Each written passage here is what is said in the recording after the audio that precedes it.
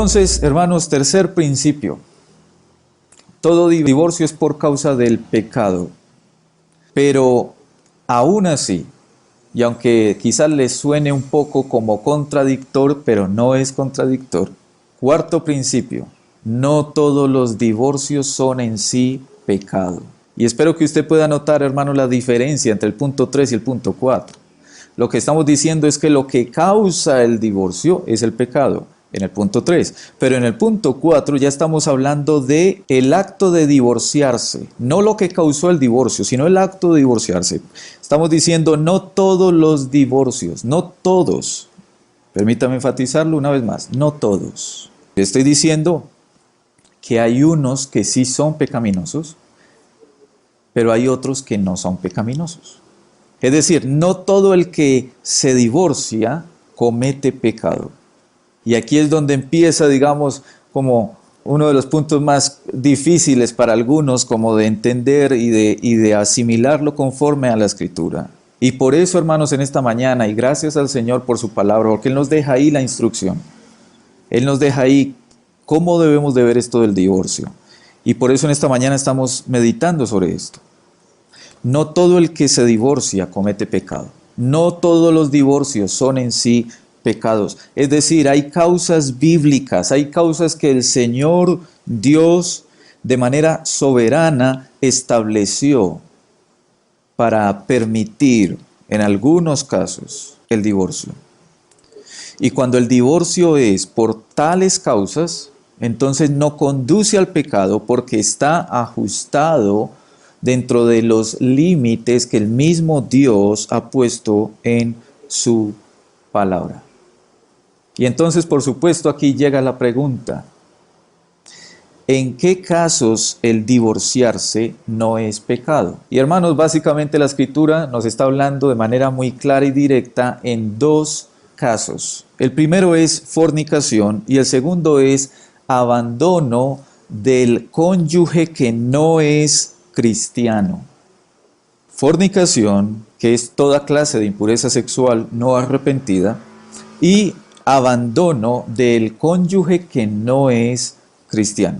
Vamos a ver, hermanos, las dos causas, pero como en esta mañana, hermanos, nos interesa mirar la primera, que es la que tenemos aquí en Mateo capítulo 5, verso 32, como vamos a ver principalmente la primera, quiero acercarme a la segunda y luego entonces vamos a ver la primera. Así que miremos cuál es la segunda causal que tenemos y es la que acabo de mencionar: abandono del no creyente. Vaya por favor conmigo a Primera de Corintios capítulo 7.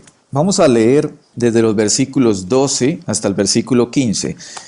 Y para que sea un poco más clara la lectura, tengamos presente que lo que está hablando aquí el apóstol Pablo ahí en esos versículos 12 al 15 es en aquellos casos donde hay matrimonios que a veces llamamos mixtos. Es decir, uno de los dos cónyuges es cristiano, pero el otro no. Indistintamente si es el hombre o la mujer el creyente, uno de los dos es cristiano, el otro no lo es. Leamos versículo 12. Y a los demás yo digo, no el Señor: si algún hermano tiene mujer que no sea creyente, es decir, un matrimonio mixto, como lo acabamos de mencionar, y ella, es decir, la mujer no creyente, consiente en vivir con él, es decir, con el esposo que sí es cristiano, el Señor le dice ahí, no la abandone. Es decir, usted, el esposo cristiano, no abandone a su esposa no creyente si su esposa no creyente consiente en vivir con usted. Versículo 13. Y si una mujer tiene marido que no sea creyente, ahora se cambiaron los papeles, ya la mujer es la cristiana, y ese esposo no creyente, y él consiente en vivir con ella, entonces le dice el Señor a esa mujer, no abandone a ese esposo. Verso 14.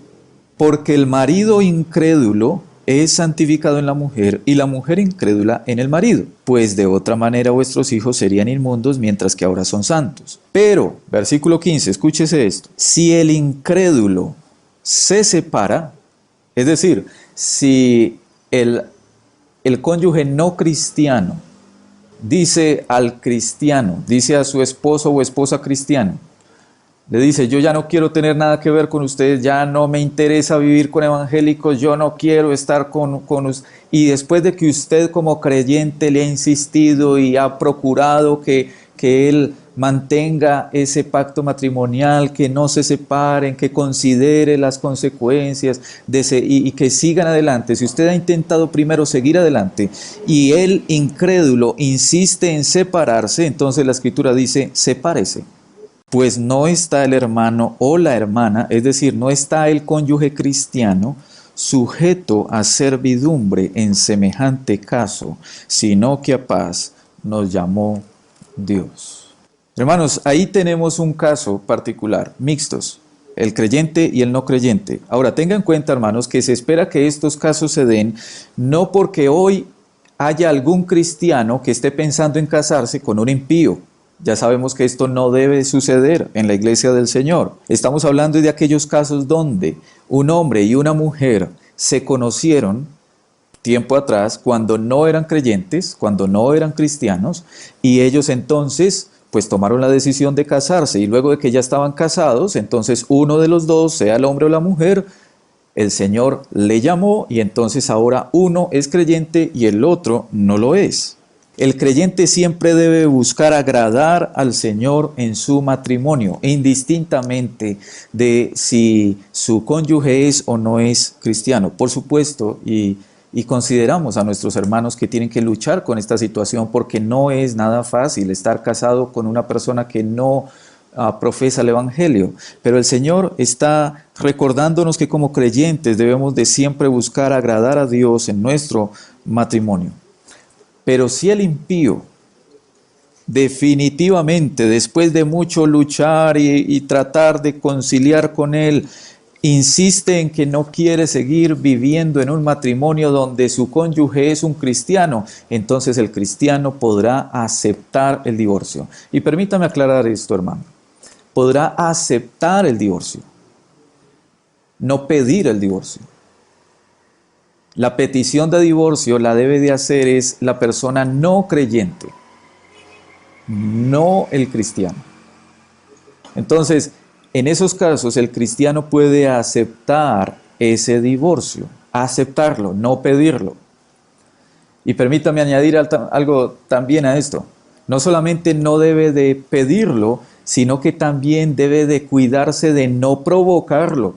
Porque tristemente a veces encontramos también creyentes que entonces cuando saben que el que tiene que pedir el divorcio es esa parte incrédula, entonces empiezan a buscar la manera de provocar al otro para que el otro, el que es impío, le pida el divorcio. Y hermanos, por supuesto que esto no puede pasar en un creyente, porque el creyente siempre debe de buscar es agradar a Dios y vivir su matrimonio con toda honestidad delante de Dios.